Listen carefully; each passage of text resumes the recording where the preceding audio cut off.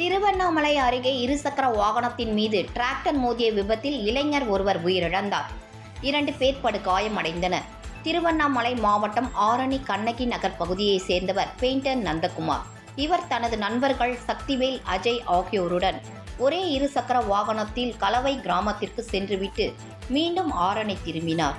அப்போது மாமண்டூர் கிராமத்திற்கு அருகே எதிரே வந்த டிராக்டர் ஒன்று இருசக்கர வாகனத்தின் மீது மோதியது.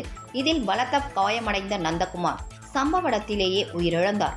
உயிருக்கு போராடி கொண்டிருந்த சக்திவேல் மற்றும் அஜய் ஆகியோர் அப்பகுதி பொதுமக்களால் மீட்கப்பட்டு சிகிச்சைக்காக ஆரணி அரசு மருத்துவமனைக்கு அனுப்பி வைக்கப்பட்டனர்.